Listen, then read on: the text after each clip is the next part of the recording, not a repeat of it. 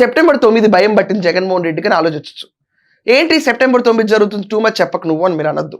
September 9న ఎవరెవరైతే bail రద్దు చేయాలో వివేకానంద రెడ్డి గారి హత్య కేసు గురించి దాంట్లో ఇవ్వండి, ఎంతకాలం బెయిల్ రద్దు చేయాలి, ఎవరెవరు పోలీస్ కస్టడీకి కావాలి, దానికి డీటెయిల్డ్ ఎక్స్ప్లెనేషన్ ఇవ్వండి చెప్పి కోర్టు కోరగా సెప్టెంబర్ 9న వాయిదా పడగా ఆ రోజు బాబు చిన్నపిల్లాడు అవినాష్ రెడ్డి బెయిల్ రద్దు అవ్వచ్చు.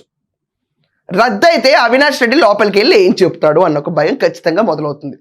మొన్న పులివెందుల ఎన్నికలప్పుడు అవినాష్ రెడ్డి సత్తా ఏంటో అందరూ చూస్తాం, ఏం లేదు అక్కడ, ఏం లేదు. తీసుకెళ్ళిపోయి లోపల కూర్చోబెడితే గప్చుప్గా కూర్చునే పరిస్థితి, మరుసటి రోజు మియో అని ఏడుస్తే పరిస్థితి. ఏం పెద్దగా ఆలోచించక్కర్లేదు. పేర్లు చూసి అందరూ పెద్ద స్టాల్ వాట్స్ అనుకుని భయపడిపోకండి. ప్రతి ఒక్కళ్ళు దే వెరీ నార్మల్ పీపుల్. ఇంతకాలం ఎగ్జాజరేట్ చేసి చూపించారు. ఇప్పుడు పెద్దిరెడ్డి ఉన్నాడు అనుకోండి, పెద్దిరెడ్డి మామూలు పెద్దిరెడ్డి, పెద్ద రెడ్డి ఏం కాదు, మామూలు పెద్దిరెడ్డి, మామూలు అవినాష్ రెడ్డి, మామూలు జగన్మోహన్ రెడ్డి, ఇలా ట్రీట్ చేస్తే చాలా సుఖంగా ఉంటుంది ప్రతి ఒక్కరికి. సో ఈ అవినాష్ రెడ్డి ఎవడైతే ఉన్నాడో ఇతనికి ఏం అవసరం వివేకానంద రెడ్డి గారి హత్య స్పాట్ని క్లీన్ చేయించడానికి? ఆలోచించండి.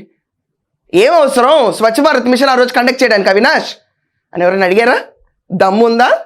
అరెస్ట్ చేయగలిగారా? కర్నూలులో వాళ్ళ అమ్మతో కూర్చుంటే హాస్పిటల్లో ఇతను అరెస్ట్ చేయలేరంట బాబుని. మొన్న ఎలా చేశారు మరి? 2 కాళ్ళు 2 చేతులు లేపి తీసుకెళ్ళి అక్కడ పడేశారు. ఎలా చేశారు? గవర్నమెంట్ మంది అయితే ఏదన్నా జరగచ్చు, అంతే కదా. పులివెందుల మంది అయితే ఏదన్నా జరగచ్చు. అదే జరిగింది అక్కడ వివేక గారి హత్య కేసులో.